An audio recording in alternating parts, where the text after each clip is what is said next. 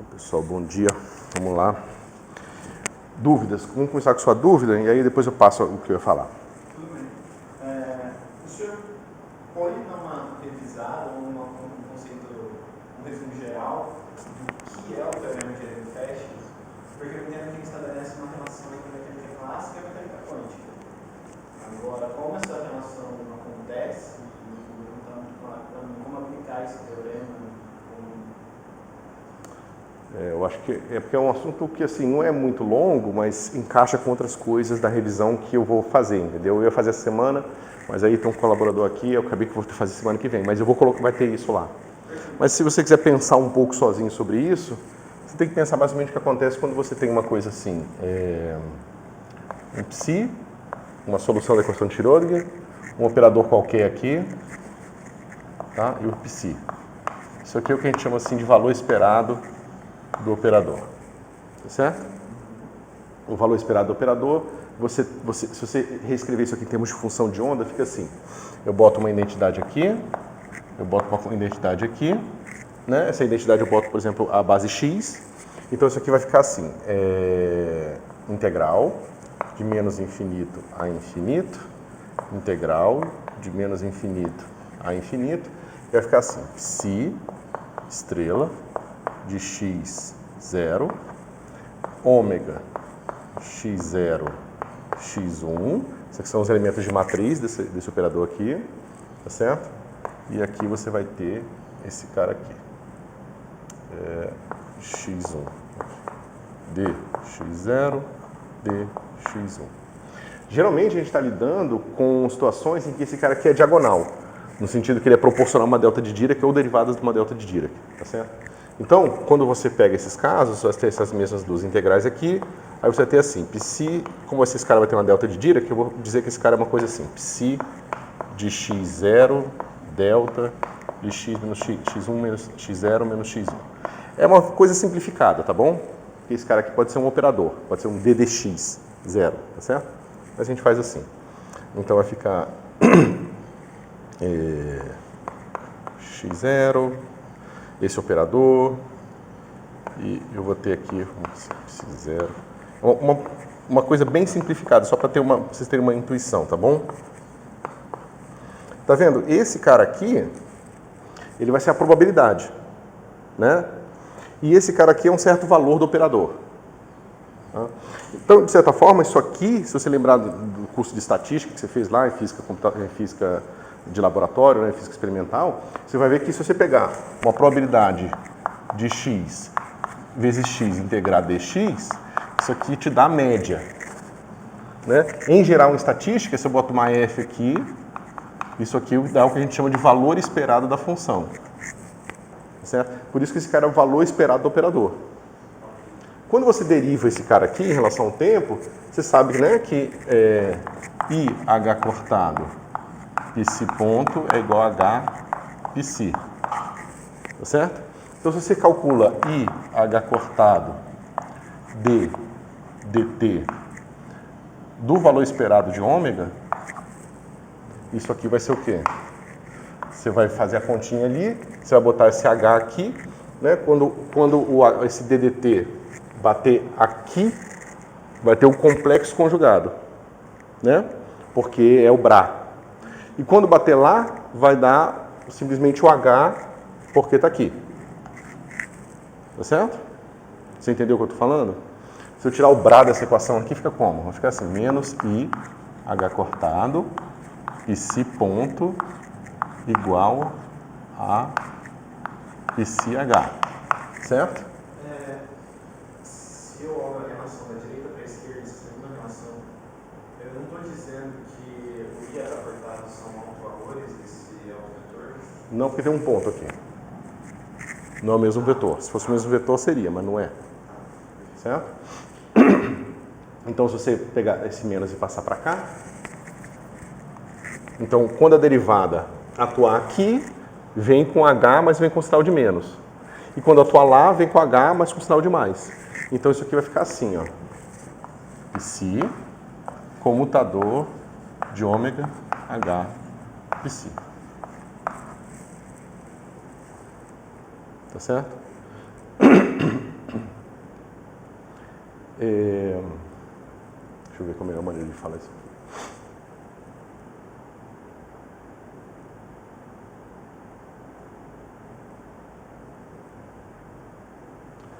Tá. Se você quisesse pensar uma coisa tipo semiclássica, você poderia pensar que a derivada do valor esperado desse cara aqui seria esse cara aqui no valor esperado de x, valor esperado de p. Entendeu? Porque seria uma coisa do tipo, somente o valor médio da distribuição está importando. Né? Que seria o que você espera que classicamente uma partícula clássica seja uma função de onda bem como é que se diz? Localizada em torno do ponto onde seria a posição da partícula clássica, entendeu? Só que isso aqui nem sempre acontece. Certo? E o teorema de Ehrenfest vai te mostrar e vai te dar as ferramentas para você medir quando que essa coisa está acontecendo ou não. Certo? Mas assim, como eu te falei, estou falando rápido, não dá para perceber vários detalhes aqui. Mas depois eu vou fazer na revisão. O senhor pode repetir esse finalzinho que o senhor falou? Como que isso se relaciona com a mecânica clássica? Desculpa. O senhor estava falando Você esperaria que na mecânica clássica você tivesse uma coisa assim, vamos lá.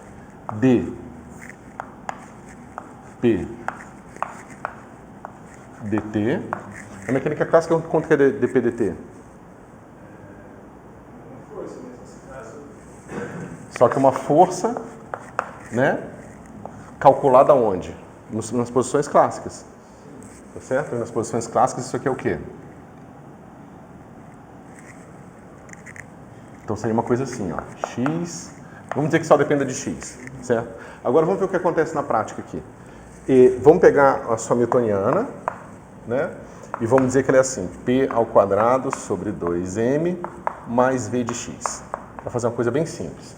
Então a versão quântica vai ter um cara assim, ok?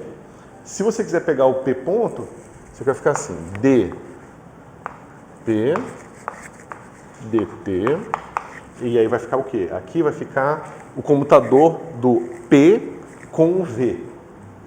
Quanto é que é o comutador de p com v?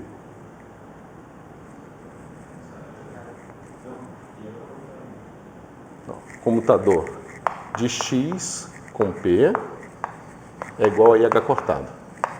Certo? Aqui você vê que o comutador vai ser p com uma função de x. Certo? Isso aqui vai ser menos IH cortado v' de x. Vocês não viram isso, não? É a derivada da função de operador. Tá certo?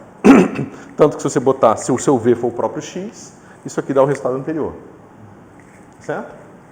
Então você vê que quando você fizer essa brincadeira ali, aqui dentro do valor esperado vai ficar assim, ó, valor esperado de... aqui vou ter que botar o IH cortado, o valor esperado de menos IH cortado, v' de x. Tá? O que impede esse negócio de... Ó, vamos tirar esse negócio daqui e vamos tirar esse cara daqui. Né? Menos derivada do potencial é a força. Né? O gradiente do potencial menos o gradiente do potencial. Então isso aqui está direitinho. Só que aqui está assim, ó, valor esperado da força como função de x, o que é diferente da força calculada no valor esperado de x. Tá certo? O valor esperado da força é diferente da força do valor esperado. Tá certo? Quando essas duas coisas são iguais, você pode dizer que você está num regime, com muitas aspas, porque tem vários outros detalhes para serem discutidos aqui, você está tipo num regime clássico. Aí você pode dizer que, na verdade, os valores esperados estão representando classicamente o que seria, digamos, a aproximação clássica do seu sistema quântico. Ficou mais claro?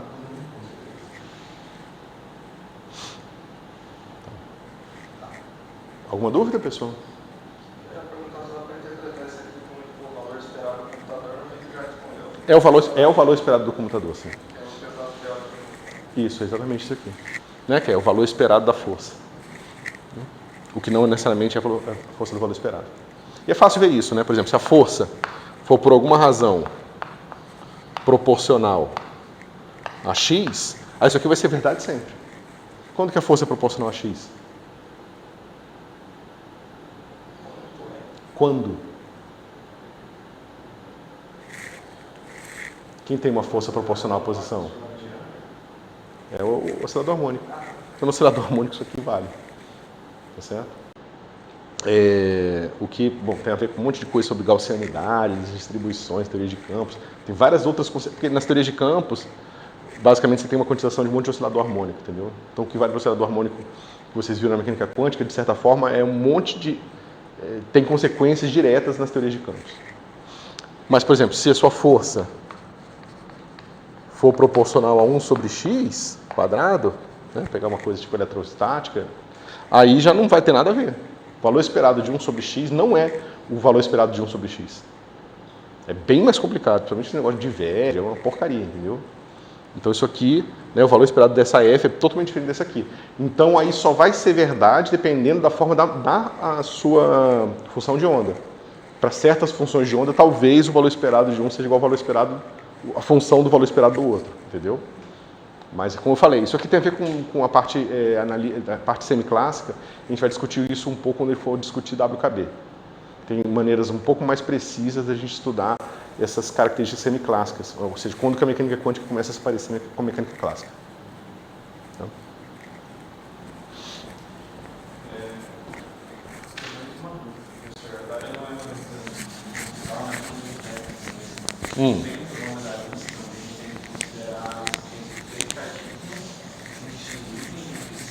E aí eles dizem que elas podem estar tanto nos estados A, B ou C. E aí tá, no primeiro caso, como eu não estou falando nem se é bom nem se é fermi, eu vou ter 3 vezes 3 vezes 3 possibilidades. Como é que é? Isso. Quando a partícula não é distinguível. As partículas, quando elas são distinguíveis, você tem 3 vezes 3 vezes 3 estados. Isso. Elas são distinguíveis, tá? Isso. Só dando nome para cada uma delas, né? Isso, é a partícula 1, partícula 2, partícula 3. Como os estados quânticos que elas acessam são 3, você pode ter qualquer combinação. Tudo bem. Agora, tá. Não é porque você falar que A e B é um estado, né? A, B, C é outro, né? Mais C, B, A também é outro. Isso aqui não tem nada a ver com isso aqui. Porque aqui é a 1 que está no estado A, e aqui a 1 está no estado C. Aqui é a 3 que está no estado C. Entendeu? Então, são todos estados distinguíveis. Porque a gente tem um nome diferente para cada uma das partículas. Exatamente. No segundo caso, no terceiro caso, na verdade, fermiônico ou bosônico? Fermiônico. Tá. Eu faço fermiônico antes, porque isso tem função, né? Por quê? Porque discussão de Paulo, a gente não pode ter duas partículas. Esquece o princípio da discussão de Paulo e pensa na técnica. Por que não pode? A, B não pode existir por quê? Porque a gente não pode ter dois elétrons, dois férmions. Não. Por que esse estado não existe? Porque ele tem que ser igual a eu trocar com A e ganhar um sinal de menos. Então isso aqui é igual, eu troquei esse A por esse, tá? A, B. Só que se esse cara é igual a isso aqui significa que 2 vezes A, B igual a 0. Então não inverta a lógica das coisas. É isso que resulta nisso, que resulta na exclusão de Pauli. Não existe um princípio flutuando do princípio de exclusão de Pauli que a gente precisa aplicar a posteriori na teoria. É uma consequência dos estados antissimétricos. Tá? Quantos estados a gente tem aqui? 1. Então, se aqui tem 9, né? 3 vezes 3, aqui tem 27, e aqui tem 1, aqui tem quantos? Tem 10. Esse é o meu ponto. Como que a gente calcula isso de uma forma inteligente, sem ser na mão mesmo, montando estado por estado? Tem uma maneira de fazer isso? Perguntando estado por estado, dá para chegar na resposta. Então, você quer fazer o quê? Quantas opções você tem aqui? Na primeira entrada? 3.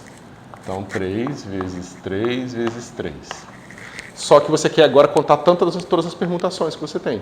Quantas permutações você tem?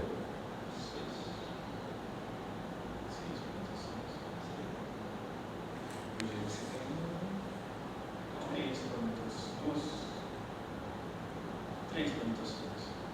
3 permutações? Por quê? Eu posso mover de 3 maneiras esses 3 rótulos, tem que tomar um pouco de cuidado, né? Porque, por exemplo, coisas assim, A, B. Estados desse tipo aqui, quantos você tem? Digamos aqui, vamos fazer assim, ó. X, X, Y. Ou seja, 2 iguais e um diferente. Tem que contar. Depois 3 diferentes.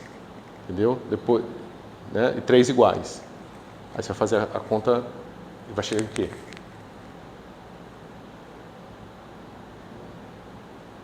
É porque o que eu imagino?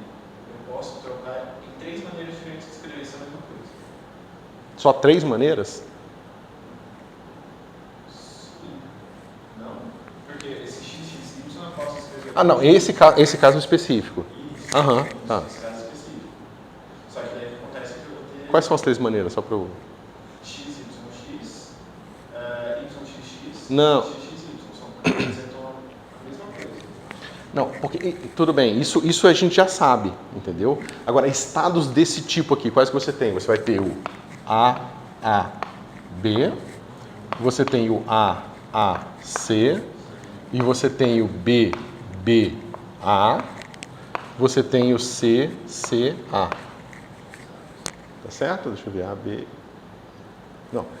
A, B, A, C, B, A, B, C, e você tem aqui também o C, A e o C, B. Esses são os que esses aqui são os estados que você tem 2 iguais e um diferente. Quantos a gente tem? 1, 2, 3, 4, 5, 6. Mas esses estados todos, né, são dessa classe de caras diferentes. Aí você tem o que está todo mundo diferente, A, B, C. Quantos estados desse tipo você tem? Esse é fácil, um só. Né? Porque todos os outros são iguais pela simetria. Né? E o que falta aqui?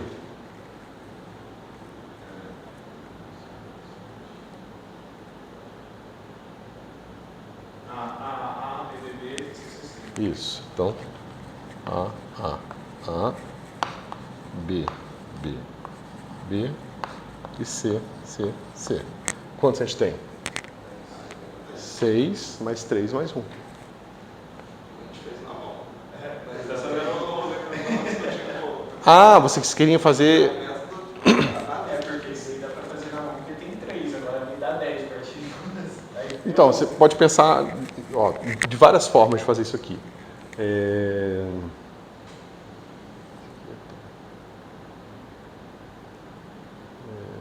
Espera um pouquinho. 6, 3, 1. Porque, pega numa soma. Né? Então, basicamente, o que você quer é o seguinte, está somando esse cara aqui de I. Vamos pegar, em vez de pegar ABC, vamos pegar 0, 1, 2 e 3, tá? Então, esse cara está indo de 1 até 3. Tá certo? O segundo índice vai somar de quanto? O J. Se eu quero pegar só os estados diferentes. Lembra que a gente fez um monte dessas somas aqui? O J tem que começar de I. Lembra das integrais? Para a gente não repetir os estados. Aí ele começa de I até 3. E aqui, esse cara aqui vai de K, de J até 3. Tá certo? Se você pegar isso aqui, dá quanto? Vai dar os 10, né? Agora você tem que transformar isso aqui numa fórmula matemática. Vocês querem que eu faça ou vocês querem tentar fazer?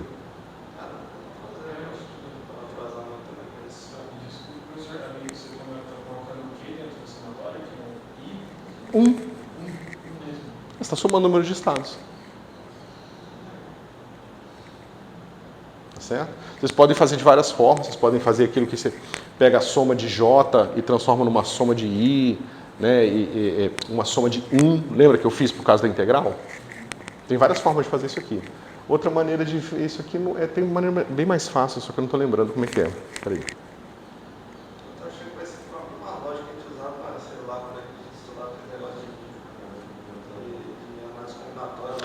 Isso é combinação de 3 elementos 3×3, não é isso?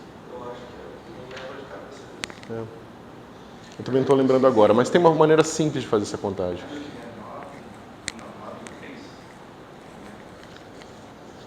Isso, exatamente. Deixa eu ver. A gente teria 27 possibilidades inicialmente, né? É isso? Então aqui.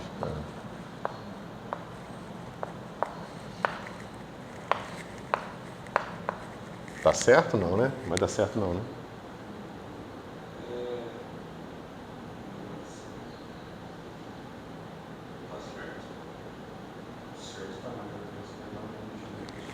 Três vezes 4. Não, tá aí. Não vai dar certo isso aqui não.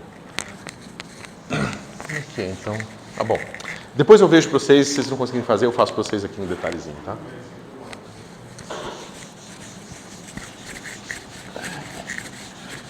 Espero essas coisas sexta-feira, cara, é difícil.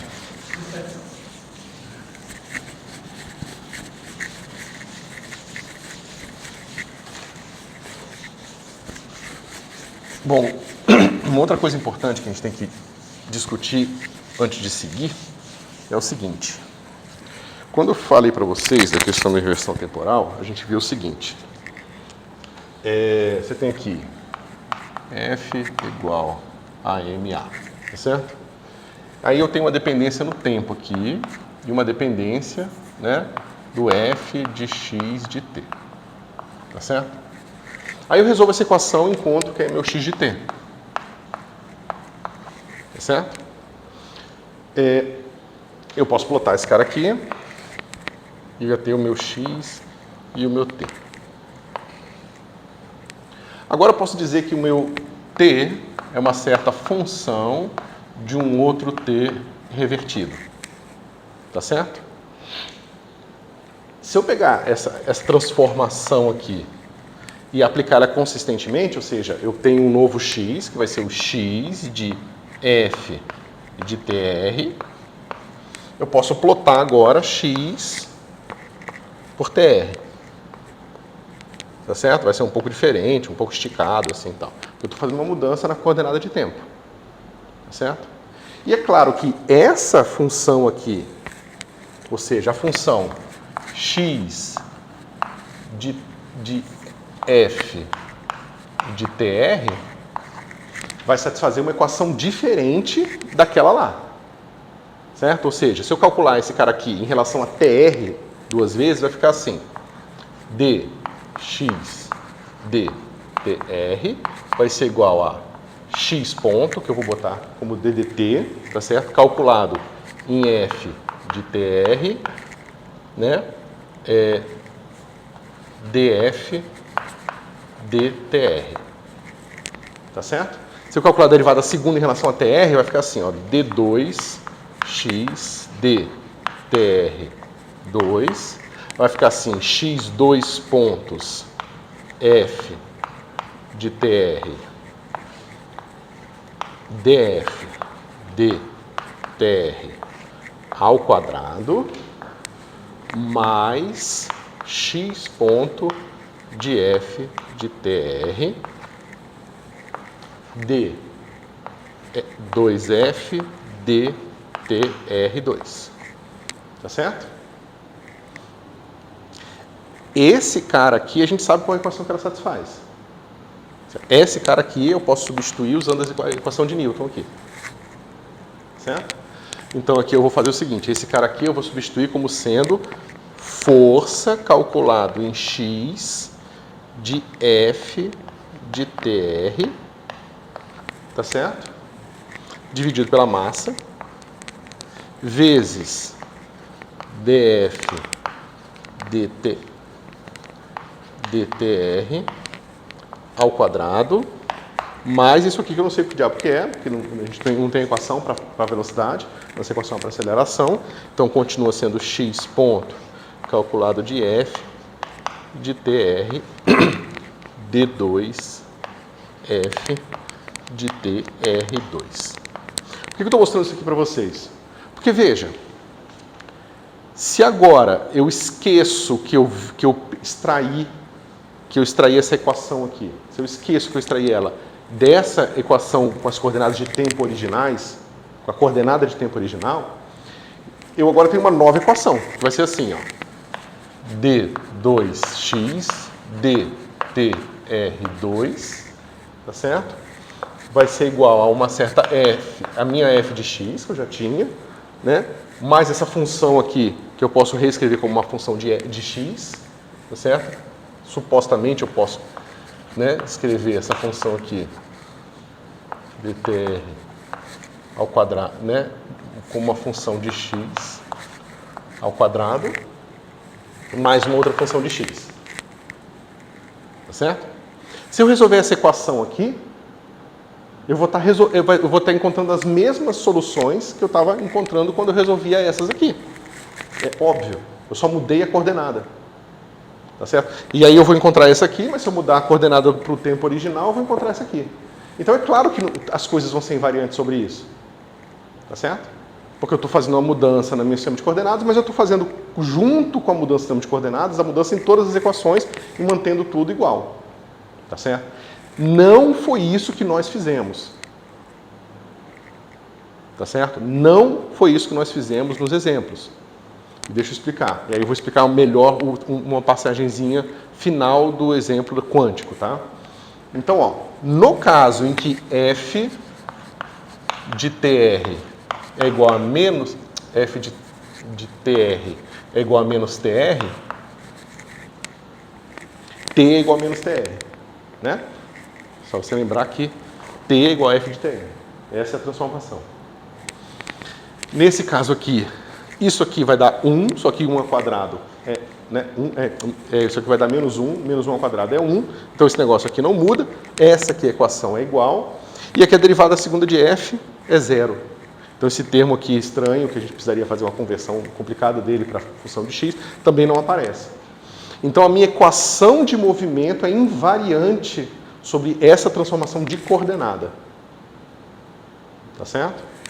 Então, agora, bom, se a gente resolver nessa coordenada e voltar, dá no mesmo.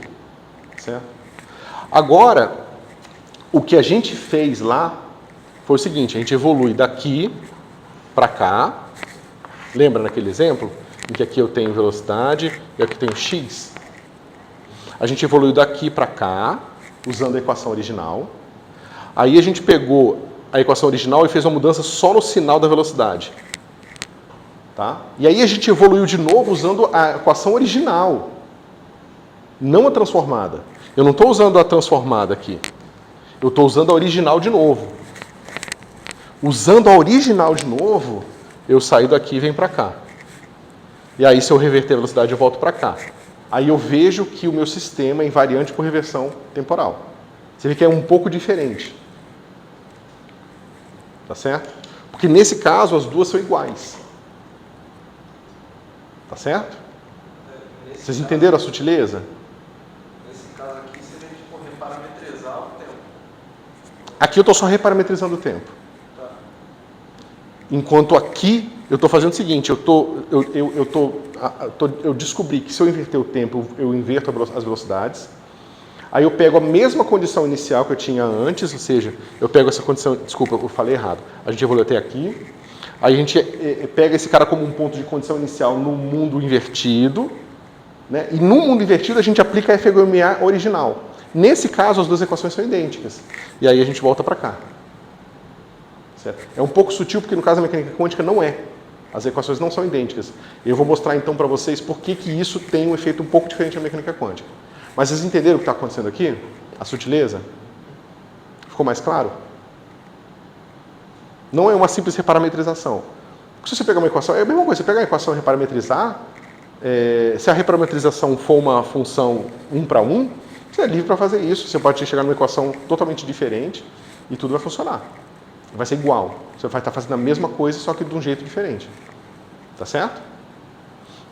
Então talvez eu acho que no exemplo da mecânica quântica, né, por incrível que pareça, as coisas vão ficar mais simples. Então a gente discutiu o seguinte, que essa inversão, digamos, para o mundo do tempo ao contrário, na mecânica quântica, ela vem de pegar a sua função de onda e levar para essa função de onda aqui. Tá certo? É essa para essa aqui. Que seria o equivalente aqui de x e v ir para x e menos v. Tá? Essa passagem aqui é equivalente a essa passagem aqui. Tá certo? Agora, o que eu não falei com cuidado outra vez foi o seguinte. Se eu pego a equação de Schrödinger, ela é assim.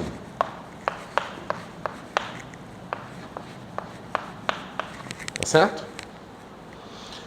Se eu faço a inversão temporal nela, tirando o complexo conjugado, vai ficar assim, menos I, H cortado, psi estrela, igual a H estrela, psi de x.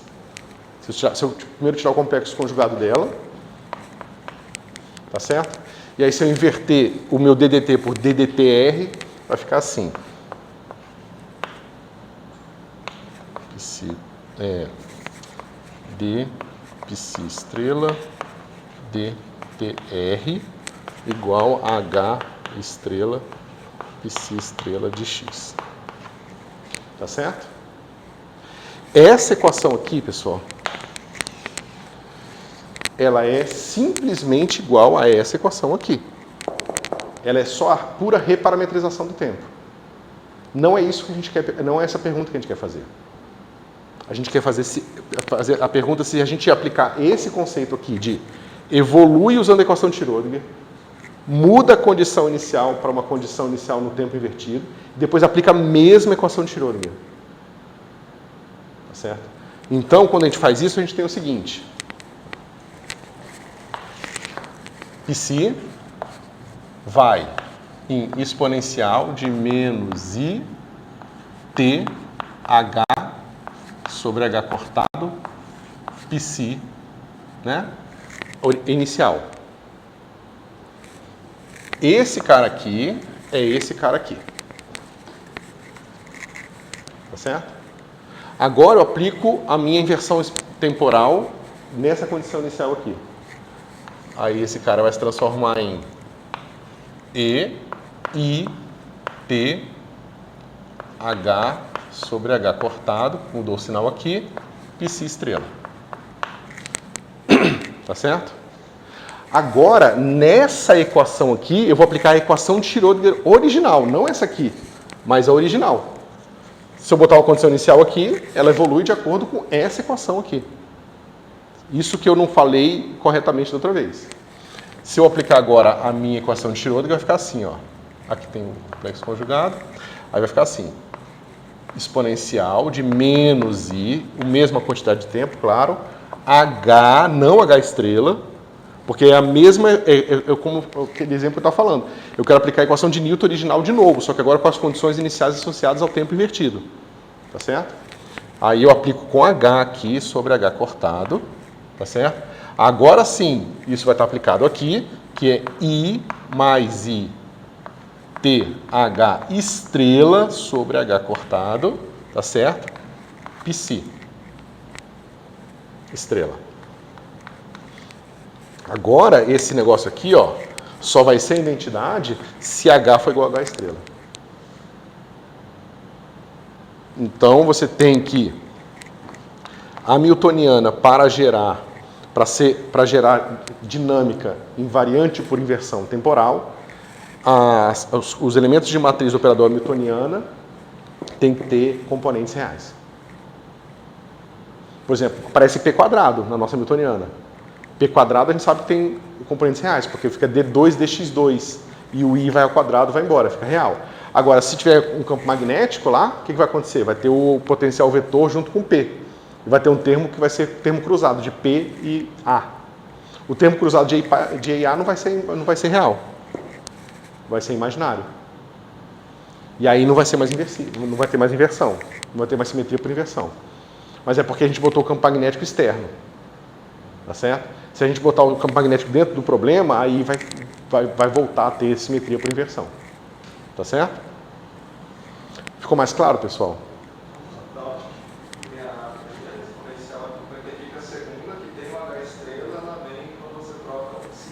Isso, quando você pega a condição inicial e transforma na outra condição inicial. Agora eu propago de novo usando a equação de Schrödinger com a mesma quantidade de tempo. Mas é a mesma equação de Schrödinger original. Por isso que o H que aparece aqui, não H estrela. Então, meio que a diferença das lado esquerdo para a direita, tipo, aqui você está aplicando a inversão temporal na função de onda. E aqui seria na equação de Schrödinger. Exatamente. Que seria isso aqui. Agora você veja, na mecânica clássica, se eu escolher o meu F como sendo simplesmente menos TR, a equação já é sempre invariante. Acabou, não tenho dúvida aqui. Tá certo? Na mecânica quântica, não. Na mecânica quântica é fácil de ver que o complexo conjugado, ele só é propagado pela mesma newtoniana se a mesma newtoniana for, né, se aqui eu puder trocar o H estrela por H. Tá certo?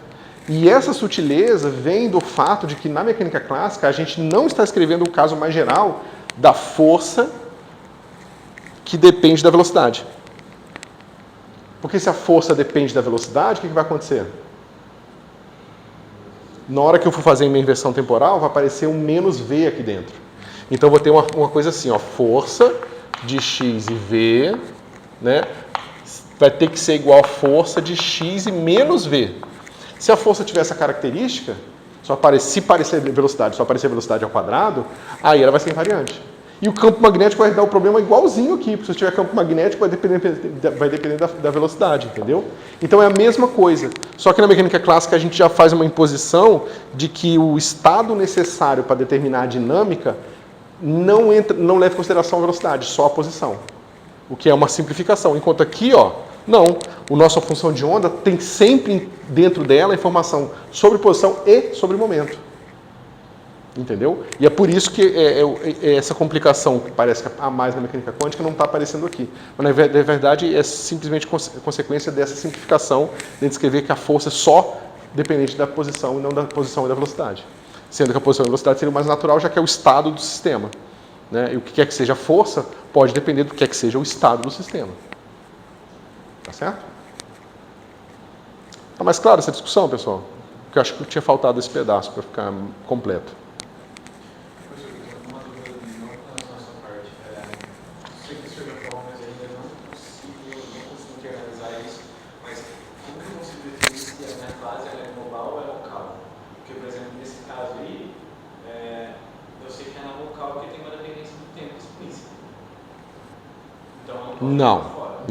Não é por causa disso que ela é local. Ela é local por causa do H aqui, ó.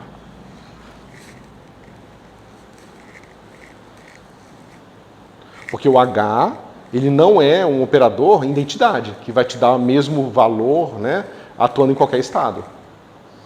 Quando você atuar nele num certo alto estado da energia, vai te dar o E daquele alto estado. Mas se você atuar num outro alto estado, vai dar outro E.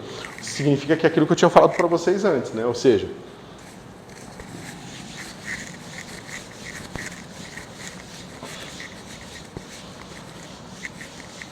isso é simples, mas eu acho que vale a pena recordar.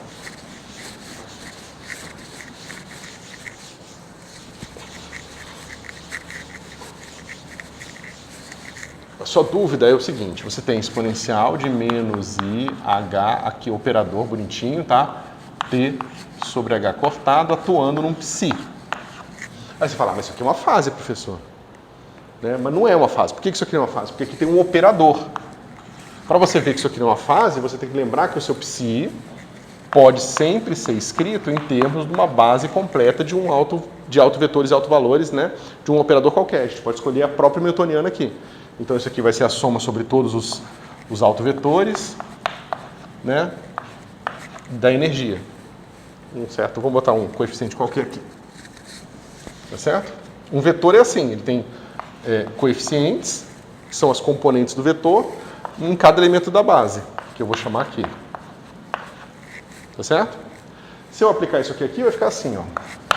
Exponencial de menos I, H operador T sobre H cortado, atuando no somatório de alfa, de psi alfa e alfa. Tá certo? Mas a ação desse cara aqui, nessa base, vai dar o quê? Né? Porque aqui esse H ele vai aparecer assim, H ao quadrado, H ao cubo. Né? Se eu aplicar um H elevado a uma potência qualquer em E, isso aqui é facílimo ver, vai ser E alfa a mesma potência. Você consegue ver isso? Se isso aqui é verdade, então isso aqui vai ser assim, ó. Agora, esse cara aqui ele vai entrar na soma, porque esse cara aqui vai depender em quem que ele está atuando. Então vai ficar alfa exponencial de menos E alfa T sobre H cortado. Certo? Psi alfa E alfa. Você vê que não é global, porque ela é diferente para cada vetor aqui, porque a energia é diferente. Tá certo?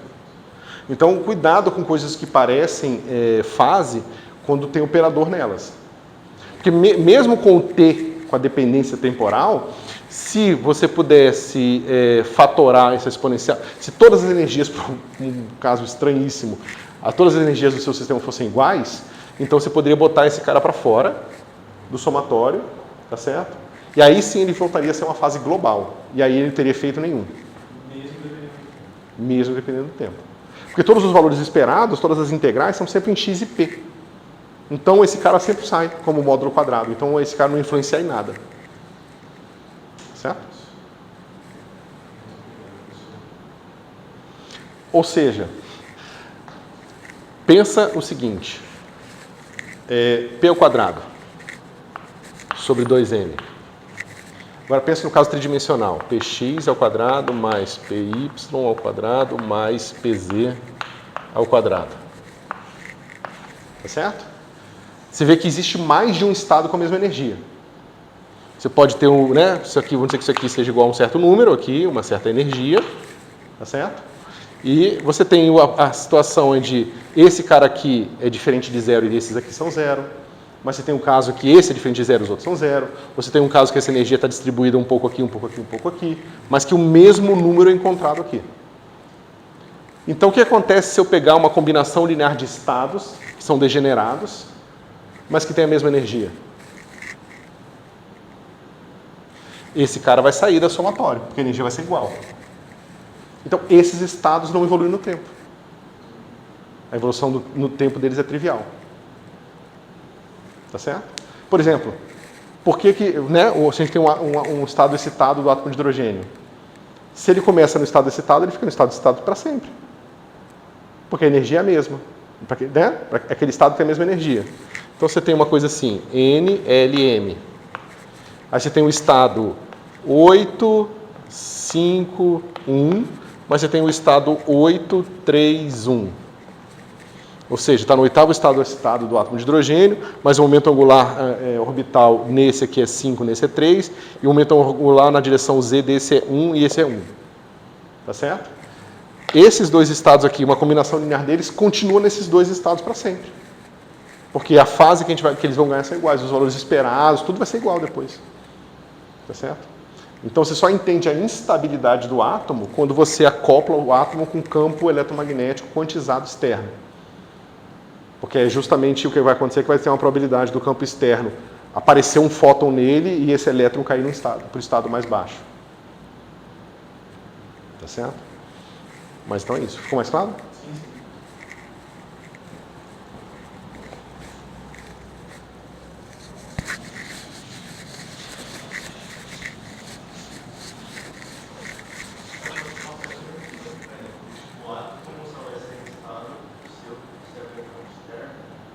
Você só consegue ver a instabilidade do átomo quando você acopla com o campo externo. Porque se não tivesse campo externo aqui, esses estados seriam autoestados da energia. Como autoestados da energia, e o operador de propagação nada mais é do que uma exponencial do operador da hamiltoniana, né? Tem um menos i t sobre h cortado. Então, são autoestados do operador de evolução temporal. Mas se são autoestados do operador de evolução temporal, não faz diferença nenhuma. Ou seja, se está ali no estado fundamental, vai continuar para sempre. Se está no primeiro estado excitado, vai continuar para sempre. Agora, o sistema átomo de hidrogênio mais campo eletromagnético, nesse sistema acoplado, esse estado aqui não é mais estável. Quando o tempo passar, esse estado aqui vai evoluir junto com o estado, né, vai ter um outro estado com a mesma energia, que vai ser o estado onde esse cara aqui foi para o estado 1, 0, 0. Esse cara migrou para cá, mas o campo migrou para um estado onde ele tem um fóton com energia aqui, associada a essa diferença. Ou 2 fótons, né, para conservar momento e tal. É só isso. Certo?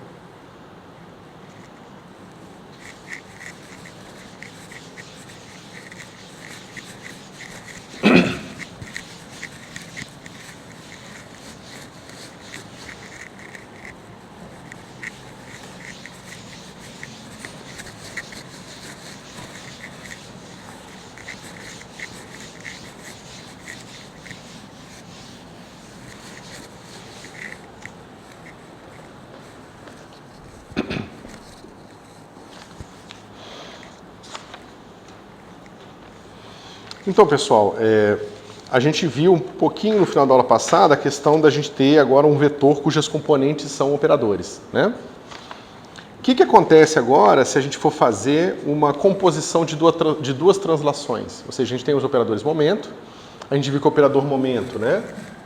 O operador momento aqui, se ele pegar e for calcular o produto interno desse operador aqui com N, isso aqui vai ser uma coisa do tipo menos I, H cortado, del N. Foi o que a gente viu na aula passada. Isso aqui está claro para todo mundo? Né? Mas o que esse operador aqui está gerando? Né? Ou seja, eu falei na aula passada também, mas acho que vale a pena falar de novo. Deixa eu pegar aqui. Só ver se eu falo. Não, acho que eu não falei com todos os detalhes. Tá? Então, ó, se eu passar esse cara para cá, vai ficar assim. I, H cortado, N, seta escalar, P, chapéu é igual a del N. Tá certo? Mas o que acontece quando eu pego agora um psi de x mais epsilon N1, y, ou botar x junto. X2 mais epsilon N2 e x3 mais epsilon N3. O que acontece com essa função de onda se eu fizer uma expansão em epsilon pequeno?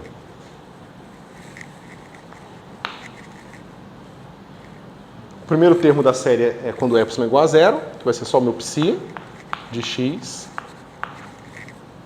Tá certo? E o próximo termo da série é igual a mais epsilon d, né? Gradiente de psi escalar n. Todos vocês conseguem ver isso?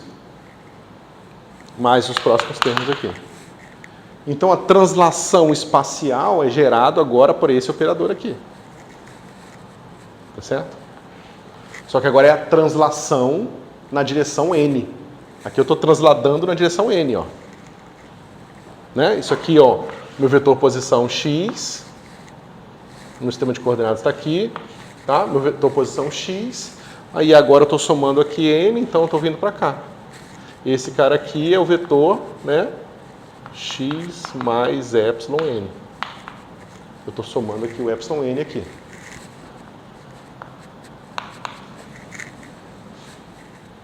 Tá certo? Né? Bota esse cara aqui, você vê que dá esse cara aqui direitinho. Oi? É. Obrigado.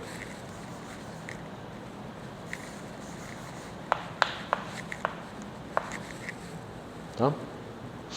Beleza. Então, agora, as minhas translações, meus operadores de translação, como é que eles são? Eles são agora funções de um certo vetorzinho aqui. Você pode botar o vetor B, né? E você pode pegar uma outra translação com o vetor A aqui. Em vez de N, eu estou usando T e A. Mas a gente já sabe escrever esse negócio aqui, né? Isso aqui vai ser igual a exponencial de menos I B escalar P seta chapéu sobre H cortado, que é esse cara que está gerando aqui, ó, a gente acabou de calcular. Exponencial de menos I a escalar P chapéu sobre H cortado, né? Só que o que acontece? O que acontece com P I P? Deixa eu botar embaixo, que é melhor. PI PJ.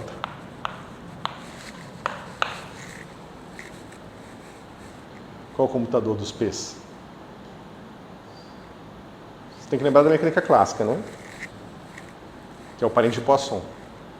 Quanto é que dá isso aqui?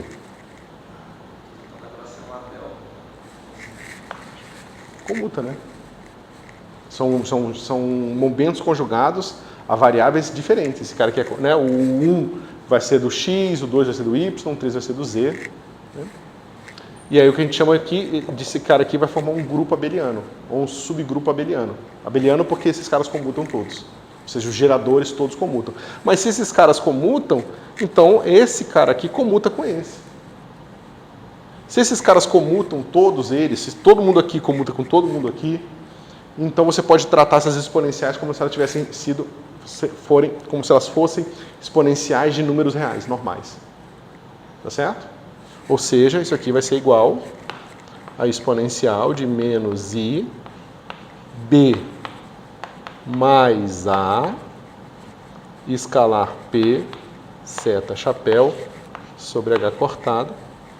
Só que isso aqui, ó, é T de B mais A. Ou seja, a regra de composição do grupo continua muito simples, porque o grupo é abeliano. Certo?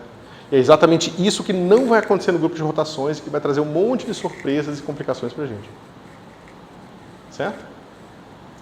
Aí a gente tinha, para mostrar que o N escalar ia ser, agora esse ia ser um gerador para a base de posição, mas tipo assim, de forma geral, se eu não especificar a base, ele ainda vai ser gerador de posição. Sim, sim. Isso é totalmente geral, tá, pessoal? Eu estou fazendo aqui baseado naquilo que a gente já sabia, tá? Mas eu vou mostrar como que a gente deduz o comutador dos geradores simplesmente estudando a ação das transformações que eles geram. Certo? Vai ser mais geral e vai ficar em contextos quaisquer. Aqui a gente está se valendo de um conhecimento que a gente tinha da mecânica clássica. Ou seja, o gerador de translação é o momento conjugado à variável, e o momento conjugado à variável, todos eles comutam entre si. Então a gente está usando essa informação, mas a gente não precisaria. A gente poderia estudar diretamente isso aqui, ó. Como é que a gente estuda isso? Faz uma translação em x, depois faz uma em y, ou faz uma em y e depois faz em x. Se a gente acaba no mesmo lugar, porque esses operadores comutam. É igual a questão da curvatura em relatividade geral. Se você faz por aqui, se faz por aqui, você vai chegar no mesmo ponto devido ao transporte paralelo que você faz dos vetores. É o mesmo princípio. Só que você tem que ir até a segunda ordem, exatamente como na relatividade geral. Em primeira ordem você não vai ver isso, porque em primeira ordem aquela composição de operadores vai sempre, essa que eu acabei de falar, né? Por aqui, por aqui, por aqui, por aqui. Sempre vai ser igual à identidade. É a mesma coisa, porque é no fim uma curvatura, tá? Tudo bem? Não entendi nada. Por que isso é uma curvatura também? Porque basicamente a curvatura é o seguinte, você tem aqui um ponto do seu espaço, você tem um outro ponto do seu espaço. Aí você está estudando o que acontece quando você faz uma transformação em alguma coisa. No caso da relatividade geral, você está pegando um transporte paralelo de um vetor, que é uma transformação em alguma coisa. Então você transforma esse vetor transportando ele paralelamente até aqui, ele vem para cá, sei lá, e depois você transporta ele paralelamente até aqui, ele vem, sei lá, para cá. Aí você faz o seguinte, você pega agora esse mesmo vetor, transforma ele até aqui, e aí você tem uma outra coisa maluca qualquer, estou inventando, tá? E depois você transporta esse cara, esse aqui você transporta para cá. Tá certo? E aí ele vai ficar assim. A falha dele chegar no mesmo lugar, dele chegar com a mesma forma, aqui é o que a gente chama da presença de curvatura. Tá certo? Aqui vai ser a mesma coisa. A gente vai fazer uma transformação na função de onda, depois a gente vai fazer uma outra transformação na função de onda, que chegaria no mesmo lugar. Entendeu? Ou você faz essa e depois essa aqui. E você descobre que essas duas coisas não são equivalentes. Certo? A gente já sabe, como tem até agora, o que não são equivalentes? Como assim? Você falou que defende o caminho, né? Para essa curvatura. Isso. Então é diferente eu fazer um caminho e fazer outro, só mecânica quântica. Isso. Se a gente pega a identidade geral, é porque o universo tem curvatura. Uhum. Na mecânica quântica, o que está causando essa diferença entre um caminho e outro? É o fato de que, na prática, as transformações não são as mesmas. Tá? Isso eu vou mostrar para vocês. É porque tem uma sutileza de diferença ali. A analogia ela falha na última coisa. Ela é um pouco mais complicada na relatividade geral. Tá certo? Mas eu acho que a gente não precisa entrar em todos os detalhes da analogia. É só uma coisa a mais para vocês pensarem. Por que eu estou pagando isso? Tá? Bom. Então, isso aqui está entendido, pessoal? Então, vamos começar a ver o que acontece justamente com um grupo de rotações. Né? Então, o que acontece? Eu pego uma coisa bidimensional e giro, no sentido anti-horário. Como é que fica o meu giro aqui? Alguém sabe de cabeça? Eu quero uma matriz de rotação no espaço bidimensional para giros anti-horários. Vocês sabiam que era seno ou cosseno, você começou errado. Né? Lembra o seguinte, quem tem que estar na diagonal é o cara que quando o ângulo for 0 vai dar 1. Porque a gente quer sempre colar na identidade. Então, você sabe direto que esse cara tem que ser cosseno do ângulo e esse cara tem que ser cosseno do ângulo. Então, você não vai nunca mais esquecer isso aqui, tá? Porque você sabe que quando o ângulo for 0, você quer sempre associar o ângulo 0 com a identidade. A identidade tem que ter 1 na diagonal, então tem que ser cosseno. Aí a única dificuldade é lembrar onde está o sinal do seno, tá? Então o sinal do seno está no seno de cima quando for anti-horário e está no seno de baixo quando for horário. Para ver isso é fácil. Você pensa nisso aqui, ó. X e Y, que vai dar o meu X barra, Y barra. Como que eu faço para lembrar se é horário ou anti-horário? Basta você lembrar que quando o seu ângulo for de π sobre 2, isso é 0 e esse é 1. Né? O seno é igual a 1. Então, quando o ângulo for de π sobre 2, vai ser 0 menos 1, 1, 0. O que isso aqui faz no x e y? Menos y e x. Agora, para onde eu estou girando se o meu x foi para menos y? Está invertido, né?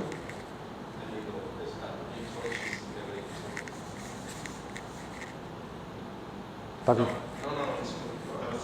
Ah, tá. Né? Esse cara aqui, aqui, aqui. Então, quando o nosso ângulo for de π sobre 2, esse negócio vai estar girando para onde? Ou seja, o meu y, né, e o meu x. Agora eu vou ter, digamos que seja aqui 1, 0. Então, se for 1, 0, vai ficar 0, 1. Né? Ou seja, esse cara veio para cá. E o meu y foi para onde? Veio para cá. Ou seja, se for 0, 1, aqui vai ficar menos 1, 0. Só que menos 1, 0 é esse cara aqui. Então eu estou girando para cá. Anti-horário. Ó, menos 1, 1, 0. Eu estou fazendo transformação em x. Tá certo? Então, x... Isso, o x veio para y, tá certo?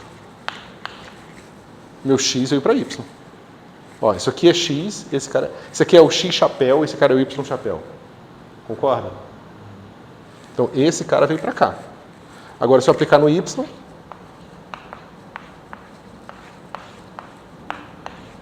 O meu y chapéu virou o quê? Menos 1, 0. Veio para cá. Então é anti-horário. Não está convencido, tá? Não, é que eu estava olhando de maneira geral, tipo, eu pensei, x deve ir para menos y. Eu achei que ele iria girar Não, mas não, porque o x ele veio para cá e não veio para menos y. Ah, é verdade. O que era componente na direção x virou a componente na direção x virou a componente na direção y. Ah, tá, é verdade. Veio para cá. E o que era componente na direção y virou componente na direção menos x. Tá certo? Então, já sabemos aqui como é que faz uma rotação no sentido anti-horário. É se mudar o sinal do φ, o seno é uma função ímpar, o menos vem para cá. Ou seja, se for horário, o menos é embaixo. Certo? Ok. Agora, a gente precisa representar quanticamente esse negócio. Tá certo? Ou seja, a gente precisa de uma representação abstrata da rotação, agora atuando em vetores aleatórios, vetores quaisquer, num espaço de Hilbert. Certo? Então vamos lá. Eu quero que psi seja transformado num psi rodado, aqui, e essa rotação é ser determinada por um operador unitário. Eu quero que seja unitário porque eu quero uma rotação, eu quero que a rotação preserve a norma dos caras. Eu não quero que se eu girei o meu sistema, as coisas não estão mais normalizadas, não faz sentido. Então eu quero representar essa rotação para um operador unitário, que vai ser o operador unitário associado a essa matriz de rotação. Você vê que é um operador função de um elemento de um grupo. Ou seja, para cada elemento de um grupo eu estou associando um operador, que é esse operador aqui, atuando no meu psi original. Eu quero estudar esses operadores aqui, certo? Para isso, a gente pode fazer aquela mesma brincadeira que a gente fez para o grupo de translação. A gente já sabe como esse grupo aqui atua na base no ket XY. Ou seja, a gente sabe que o R atuando no ket XY vai ser igual ao quê? Não, isso se fosse o ângulo de π sobre 2, né? Mas para o ângulo geral fica como? Cosseno φ0 x menos seno φ0 y, vírgula, cosseno φ0 y mais seno φ0 x. Tá certo? Poderia ter uma fase aqui, mas é aquela mesma brincadeira. Eu boto a fase e descubro que a fase tem que ser global para que a ação dessa rotação no espaço dos momentos seja igual. Certo? Então, está tudo definido. Ou seja, a gente vai construir o nosso operador baseado na representação na base da posição. Tá certo? Existem outras formas de fazer essa construção mais geral, mas a gente vai usar essa aqui que é mais simples. Tá bom? O que a gente vai fazer? A gente vai fazer o seguinte. A gente vai pegar a versão infinitesimal desse operador. Certo? Porque a versão final dele seria absolutamente impossível de escrever aqui. Tá? É muito complicada, principalmente na base original, na base cartesiana. Tá certo? Na base polar fica fácil, claro. Então, se a gente expande esse operador aqui, ele vai ficar assim, identidade. Tá? Ou seja, a gente está dizendo que esse aqui é um conjunto de operadores parametrizados a um parâmetro. Exatamente como a gente viu antes, lá no começo, tá, pessoal? Não muda nada. E a gente está fazendo uma série de Taylor do operador em torno da identidade. E a gente já viu que nesses casos aqui tem que aparecer uma coisa assim, menos i, o ângulo aqui eu vou chamar de epsilon z, que é uma rotação em torno do eixo z, né? Menos i, epsilon z. Eu vou dar o nome de LZ para o gerador da rotação. Certo? Depois a gente vai descobrir que ele está associado ao momento angular, mas por enquanto ele é só o gerador. Tá? Então, esse cara aqui, aplicado em x e y, vai ser igual ao quê? Para um ângulo infinitesimal, como é que fica a transformação aqui? Como é que é cosseno em primeira ordem se eu chamar φ0 de εz e expandir o argumento do meu ket aqui em primeira ordem? Quanto que é cosseno em primeira ordem? 1. Vai ficar x0, x, 0, x. E o meu seno em primeira ordem? Menos εz y, vírgula. O cosseno aqui? 1 e o seno, o próprio epsilon zx. Tudo certo? Beleza. Se a gente agora pega isso aqui,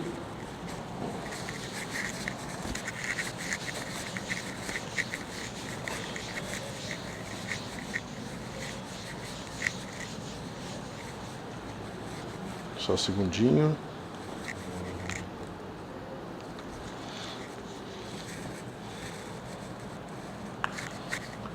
X, Y, identidade, menos I, epsilon Z, LZ, sobre H cortado, aplicado em psi. Como é que a gente faz isso aqui, pessoal? Vocês querem a versão longa ou a versão curta?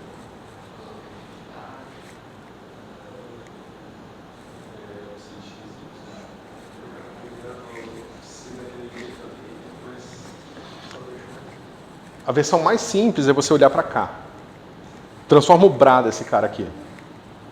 A gente sabe que esse cara tem que ser autoadjunto, lembra, né? Quando esse cara aqui é unitário, o gerador tem que ser autoadjunto. Lembra que ele teria que ser anti-autoadjunto, mas a gente descobre que ele tem que ser a gente bota o I explicitamente aqui para ele ser autoadjunto. Certo? Então eu tiro o Bra dessa expressão toda aqui. Vai ficar assim, ó. X e Y. E aqui vai ficar assim. I mais identidade mais I epsilon Z LZ H cortado, tá certo? Porque esse cara aqui é autoadjunto, então o dagger aqui sumiu. E aqui vai ficar assim: X menos epsilon Z Y Y mais epsilon Z X. Até aqui tudo bem? Mas não é essa expressão que a gente tem lá. A gente tem um menos aqui, certo? Então você pode pegar essa expressão aqui e transformar epsilon z em menos epsilon z. Aí bota um menos aqui, bota um mais aqui e bota um menos aqui. Essa é a versão fácil. A versão difícil, que também não é tão difícil assim, é você botar uma identidade aqui, aplicar aquele cara do jeito que você já sabia, fazer umas transformações de coordenada na sua integral, que você vai jogar a transformação de um para o outro e descobrir que a transformação vai simplesmente transformar o epsilon em menos epsilon aqui. O que é óbvio, né? A gente tinha visto isso na translação. Quando a gente translada x, ele foi para x mais epsilon. Né? Mas quando a gente translada o Bra, ele transforma para x menos epsilon. Tá certo? Tem a ver com o negócio da função de onda deslocar o argumento para um lado, para a função de onda para ir para um lado, o argumento tem que ir para o outro. Tá certo? Mas façam aquela conta daquele jeito mais complicado, tá? Façam sozinhos e tragam dúvidas se não conseguirem. Então isso aqui vai ficar o quê? Vai ficar aquilo lá. X mais I mais epsilon z y e y menos epsilon z x. Psi. Certo? Mas isso aqui é igual ao quê? É a minha função de onda calculada nesse argumento esquisito aqui. Mais epsilon z y menos epsilon z x. Tá certo? Mas eu sei expandir esse negócio aqui em Taylor. Né? Não sei? Vai ficar como? Vai ficar aqui, ó. Epsilon z y. Vou deixar o termo de primeira ordem aqui. Psi de x e y. Mais. Aí eu vou pegar esse cara aqui primeiro, vai ficar assim. Epsilon z. Ele vai aparecer multiplicando todo mundo, então já boto aquele de parênteses. Vai ficar assim, ó. Y d dx de psi. Eu não vou botar o argumento porque está calculado em x e y, tá? E aqui menos x d dy de psi. Certo? Ou seja, se eu pegar essa identidade aqui com esse cara aqui, ó, vai dar esse primeiro termo aqui. Então eu vou descobrir o quê? Que menos i epsilon z x, y, LZ, psi, né? Vai ser igual ao quê? Vai ser igual a isso aqui. YZ, YD, dx, psi, menos x, d, dy. E eu posso tirar o psi daqui, ó. Tá certo? Todo mundo acompanhou?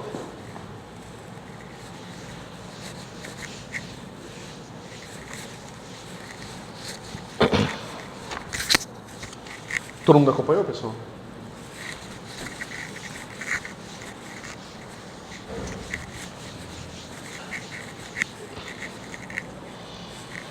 Bom, eu posso reescrever o ddx em termos do meu operador P. Né? Vai ficar assim. Menos i. Aí eu já vou cortar esse cara com esse cara aqui. Tá certo? Eu passo o i para o outro lado. Aí vai ficar assim. X, y, LZ, chapéu, psi. Passar o i para cá, ele vem positivo. Vai ficar i, né? Que vai multiplicar esse negócio aqui. O meu, quem é o meu y, quem é o meu ddx? ddx, qual a relação de ddx com p? Com px? Ou p1? Né? Vai ser assim. I px sobre h cortado. Porque o meu px tem menos i. Aí eu multiplico por i para dar 1. Tá certo? Então esse cara aqui, y. E aqui vai ficar a mesma coisa, né? Menos i py x sobre h cortado. Tá certo? Eu fiz uma besteira aqui. Eu fiz porque eu estou esquecendo desse cara aqui, ó. Na hora que eu trouxe para cá, eu esqueci dele, tá? E aqui tinha que ter o h cortado. Isso aqui tudo atuando no psi. Tá certo? Bom, corta o h cortado. O i com esse cara fica negativo, então esse cara aqui fica positivo, né? Então esse cara vai ficar assim, ó. X, y, x, py menos y, px.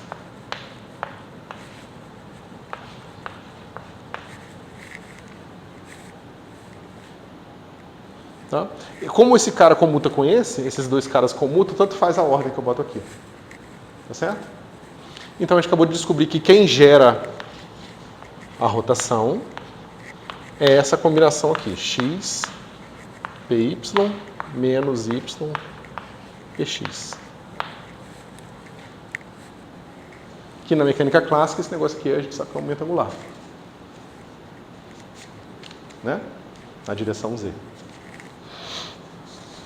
A gente acabou de descobrir que o momento linear gera translações e o momento angular gera rotações, o que a gente poderia ter adivinhado de partida, né?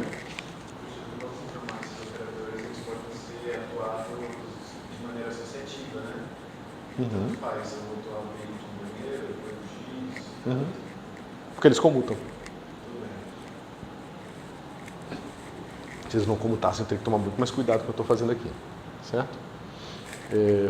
Se fosse operador de dilatação, aí isso é um pouco mais complicado. Tá?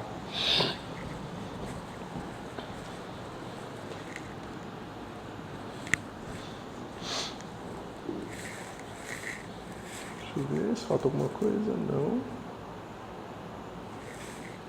Ok.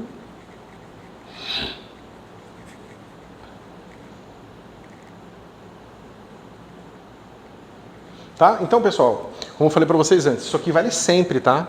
Você pode pegar esse negócio aqui na base da posição, onde esse cara é o operador multiplicação e esse é um ddx, é um ddy, mas você pode pegar na base dos momentos, em que esse cara aqui é ddp e esse cara aqui é o operador multiplicação. Ou você pode pegar na base de operadores de criação e aniquilação. Isso aqui vai ser uma combinação complicada do operador A e a dagger. Tá certo? tanto faz, isso aqui vale sempre, isso gera rotação no que quer que seja a sua representação. Tá certo? A gente partiu da representação da posição, mas uma vez que a gente tem a coisa em termos de operadores, vale no abstrato dos operadores, vale sempre. Tá certo?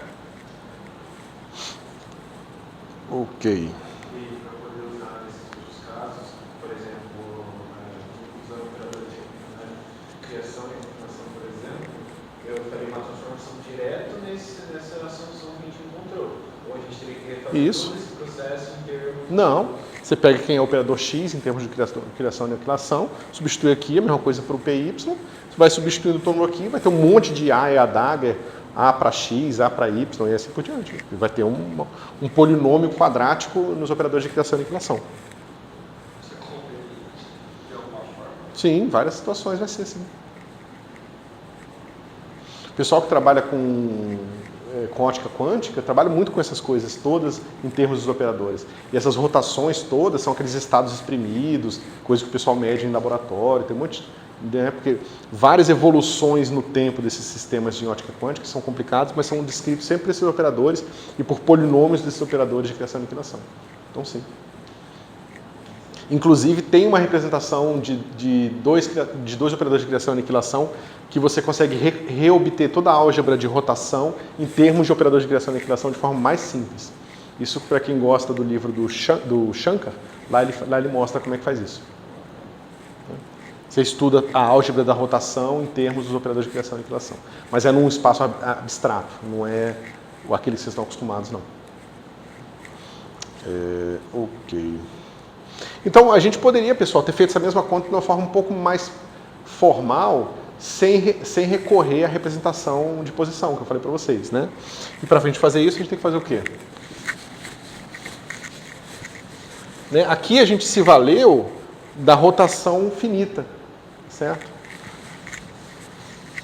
Mas a gente poderia, ou seja, em termos do ket, a gente sabe a transformação finita. Mas em termos dos operadores, não. Então a gente poderia, quer dizer, também saberia, né? Mas a gente pode aplicar direto a transformação assim. O operador unitário, dagger, R, X, operador unitário R. Isso aqui tem que ser igual à rotação infinitesimal. Então, vou ficar...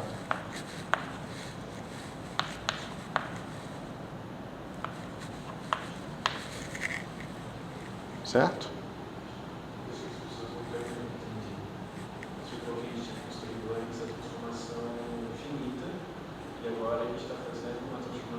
Infinitesimal. Infinitesimal. Minha cabeça me imagina que a gente ia fazer uma rotação infinita.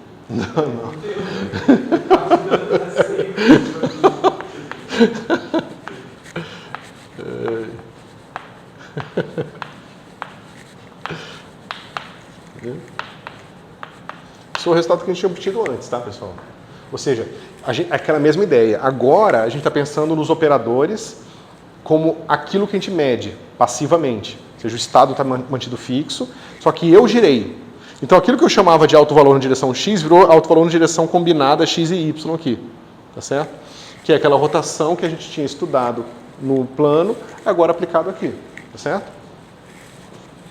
Então, esse aqui vai ser x chapéu YZ, né? Aí a mesma coisa aqui, R, PX, UR, que é aquilo que eu falei, a questão da fase, tá? Aí você descobre que é a mesma coisa, ou seja, o momento numa direção tem que girar na mesma direção que girou a posição. Então aqui vai ser a mesma coisa, PX menos PY YZ, e a rotação do PY tem que ser igual ao do Y aqui. PY mais PX YZ. Tá certo? Aí o que isso vai dar pra gente? Lembra, esse cara aqui, ó, ele tem sempre o sinal de menos, tá? Se eu tirar o dagger dele, vai ficar mais aqui. Certo? Então, ó, esse cara aqui vai ser assim. Identidade mais I, EYZ, LZ sobre H cortado. É esse operador aqui em primeira ordem, tá?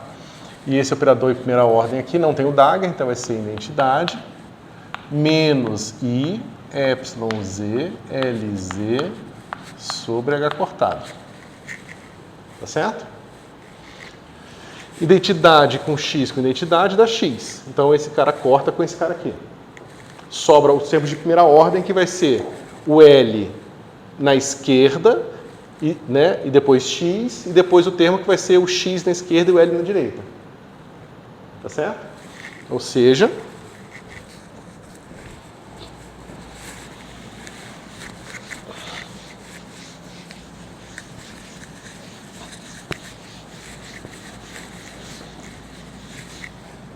você vai descobrir o seguinte: I, EYZ, comutador de LZ com X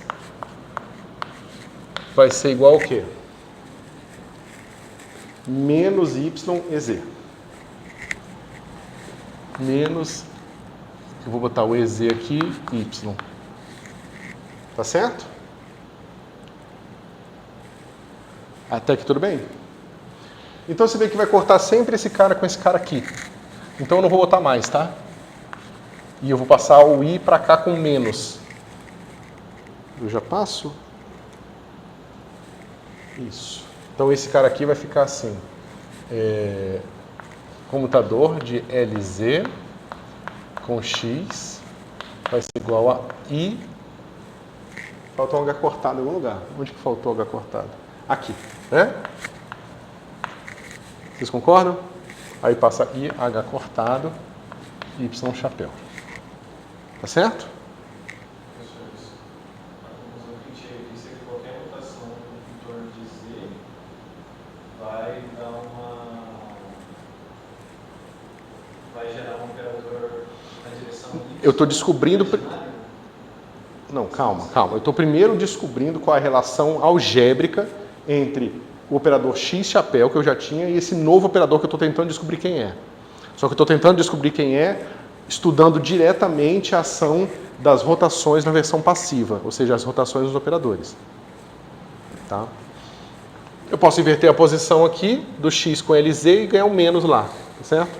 Aí eu vou ter o seguinte: X, LZ, menos I, H cortado, Y. O próximo, Y, LZ, I, H cortado, X. PX, LZ, menos I, H cortado, PY. E PY, LZ, igual a I, H cortado, PX. Tá certo? Bom, essa aqui são as relações algébricas, ou seja, você conhece agora o comutador do gerador com todos os operadores da álgebra. Tá certo?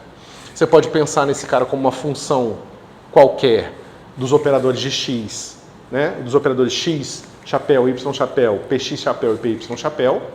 Vai ser uma função desses 4 operadores. Você bota essa função aqui, calcula aqui, você vai encontrar 4 equações para essa função dos operadores, vai descobrir que as soluções vão ser esses caras aqui. xpy mais ypx. É a única solução dessas equações de geradores aqui. Não é simples ver isso, tem que fazer a conta, tá? Isso eu vou deixar como exercício para vocês.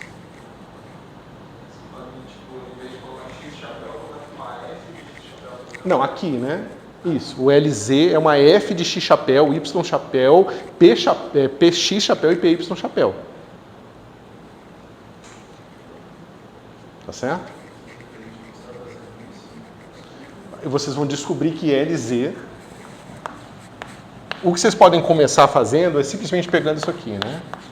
X, PY, menos Y, PX. Substitui isso aqui e vê que dá certo. Porque isso aqui é uma função desses operadores, concorda? Só que é uma função bem específica. O que eu estou dizendo para vocês é que esses 4 comutadores aqui implicam que a função tem que ter aquela forma. Tá certo? Aí você poderia falar, poxa, professor, mas eu posso botar mais um termo proporcional à identidade aqui. Porque ele comuta com todo mundo. Né? Aquele cara geraria uma fase global. Certo? Então a gente não complica a nossa vida.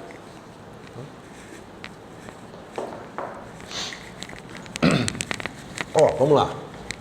O que acontece se eu botar o PX, o XPY aqui? XPY comuta com X chapéu?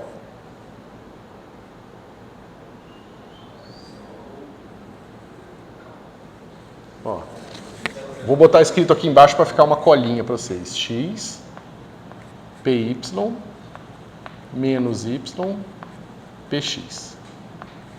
Esse cara comuta com X? PY comuta com X. E X comuta com X. Então esse cara comuta. Esse cara aqui dá 0 no computador. Agora tem um menos Y. O Y comuta com X?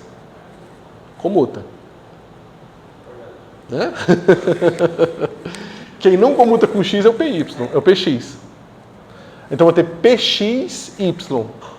Isso dá menos IH cortado. Mas tem um menos aqui, fica mais IH cortado, mas sobrou o Y. Olha lá o Y. Aí vocês podem fazer a mesma coisa para os outros. Mas façam, tá? Para as ideias concretizarem. Onde está?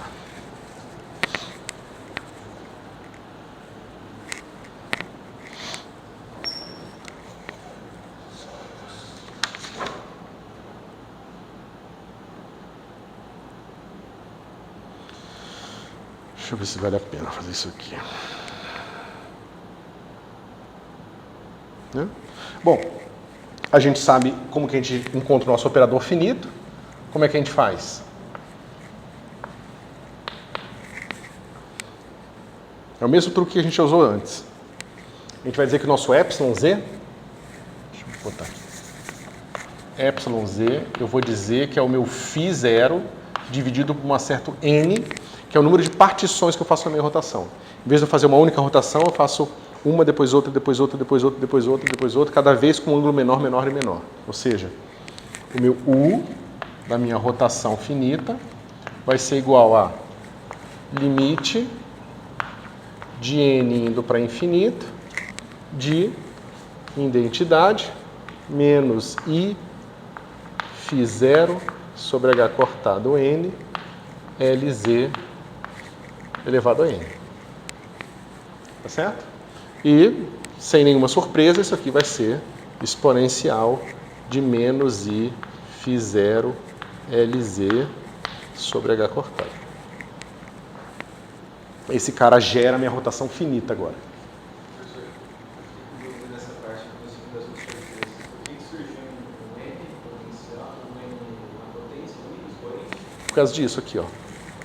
Lembra que se eu faço uma rotação, depois faço uma segunda rotação, é a mesma coisa de eu fazer uma única rotação com a soma dos ângulos que eu rodei. Então eu pego uma rotação finita, em vez de fazer ela de uma vez, eu separo ela em N rotações, cada uma delas feitas com epsilon. Quando o meu N vai indo para infinito, então aqui só sobra o termo de primeira ordem. Tá certo? Se você quiser fazer essa conta, e eu aconselho vocês fazerem uma vez, vocês podem botar o termo de segunda ordem aqui. Ah, tem um segundo gerador aqui de segunda ordem, mas vai depender de φ sobre n ao quadrado. Aí vocês expandem n e mandam n para infinito. Vocês vão ver que o fator de supressão vai matar esses caras. Porque eles vão depender de 1 sobre n quadrado. E quando você fizer aqui o binômio de Newton, o termo que vai ser proporcional a n, ou melhor, não vai ter nenhum termo proporcional a n quadrado. Então esse n quadrado que vai aparecer no gerador de segunda ordem, ele vai fazer com que no limite esse negócio vá para zero. Por isso que a gente só precisa do termo de primeira ordem. Você pode considerar o termo de segunda ordem e daí tomar um N para direita? Isso. Você vai ver que ele não vai aparecer na expressão final. Certo? E é por isso que a gente pode fazer grupos de Lie. Certo? Porque senão a gente teria que necessariamente estudar o termo de primeira ordem, de segunda ordem, terceira ordem. até enquanto ele seja importante para calcular as transformações finitas.